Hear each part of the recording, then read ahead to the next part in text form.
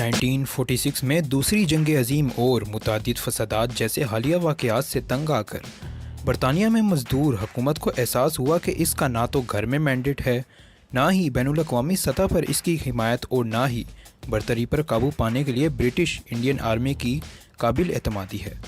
چین برطانوی ہندوستان بڑھتے ہوئے سرکش ہندوستان پر اپنا کنٹرول جاری رکھنے کے لیے مقامی قوتوں کی امانت داری کم ہوتی گئی، اور اسی طرح حکومت نے برصغیر پاک و ہند پر برطانوی حکمرانی کو ختم کرنے کا فیصلہ کیا۔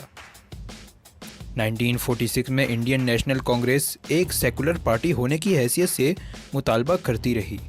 ایک ہی ریاست آل انڈیا مسلم لیگ، جو واحد ریاست کے نظریے سے متفق نہیں تھی، نے متبادل کے طور پر علیحدہ پاکستان کے لیے نظریہ پیش کیا۔ بھارت کو 1946 میں کابینہ کے مشن کو کانگریس اور مسلم لیگ کے مابین سمجھوتہ کرنے کی کوشش کرنے کے لیے بھیجا گیا۔ ایک ریاست جس میں مقامی حکومتوں کو بہت زیادہ اختیارات دیے گئے تھے، لیکن اسے دونوں فریقوں نے مسترد کر دیا، اور اس کے نتیجے میں جنوبی ایشیا میں متعدد فسادات ہوئے۔ بلا تاخیر فروری 1947 میں وزیر اعظم کلیمنٹ اٹلی نے اعلان کیا کہ برطانوی حکومت تازہ ترین طور پر جون 1948 تک برطانوی ہندوستان کو مکمل خود مختاری فراہم کرے گی۔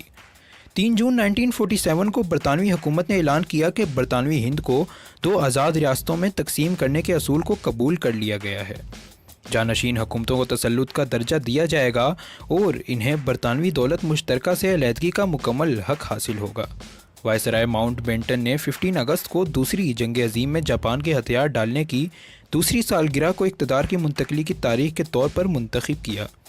انہوں نے 14 اگست کو پاکستان میں اقتدار کی منتقلی کی تقریب کی تاریخ کا انتخاب کیا، کیونکہ وہ ہندوستان اور پاکستان دونوں میں ہونے والی تقریبات میں شرکت کرنا چاہتے تھے۔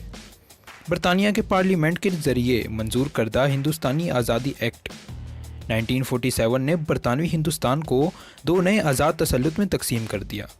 ہندوستان کا تسلط بعد میں جمہوریہ ہند بننے کے لیے، اور پاکستان کا تسلط بعد میں اسلامی جمہوریہ پاکستان بننے کے لیے تھا۔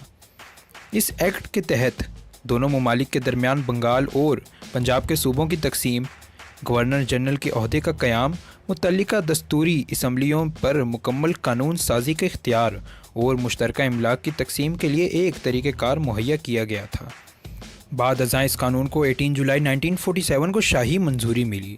اس تقسیم کے ساتھ ہی پرتشدد فسادات اور بڑے پیمانے پر ہلاکتیں ہوئیں، اور برصغیر میں مذہبی تشدد کی وجہ سے تقریباً 15 ملین افراد کو بے گھر ہونا پڑا۔ 14 اگست 1947 کو پاکستان کا نیا ڈومینین آزاد ہوا، اور محمد علی جناح نے کراچی میں اپنے پہلے گورنر جنرل کی حیثیت سے حلف لیا۔ آزادی کو بڑے پیمانے پر جشن کے ساتھ نشان زد کیا گیا تھا، لیکن 1947 میں آزادی کے دوران ہونے والے فرقہ وارانہ فسادات کے پیش نظر ماحول گرم رہا۔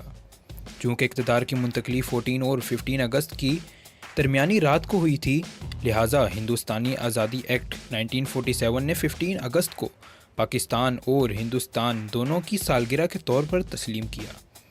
ایکٹ میں کہا گیا ہے کہ اگست کے 15ویں دن سے 1947 تک ہندوستان میں 2 آزاد تسلط قائم کیے جائیں گے، جو بلا ترتیب ہندوستان اور پاکستان کے نام سے مشہور ہوں گے۔ جناح نے قوم کے سامنے اپنی پہلی نشریات میں کہا، 15 اگست کو آزاد اور خود مختار ریاست پاکستان کی یوم پیدائش ہے۔ یہ مسلم قوم کی تقدیر کی تکمیل کی نشاندہی کرتی ہے، جس میں اپنے وطن کے حصول کے لیے پچھلے کچھ سالوں میں بڑی قربانیاں دی ہیں۔ جولائی 1948 میں جاری ہونے والے ملک کے پہلے یادگار ڈاک ٹکٹوں نے بھی 15 اگست 1947 کو یوم آزادی کے طور پر دیا۔ تاہم بعد کے سالوں میں 14 اگست کو یوم آزادی کے طور پر اپنایا گیا۔ اس کی وجہ یہ ہے کہ ماؤنٹ بیٹن نے ہندوستان جانے سے پہلے 14 تاریخ کو جناح سے آزادی کا حلف لیا تھا، جہاں یہ حلف 15ویں رات کو لیا گیا تھا، یعنی 15 اور 14 اگست کے درمیان۔ شب اسلامی تقویم کی 27ویں رمضان المبارک 1367 کے ساتھ ملی، جسے مسلمان ایک مقدس رات سمجھتے ہیں۔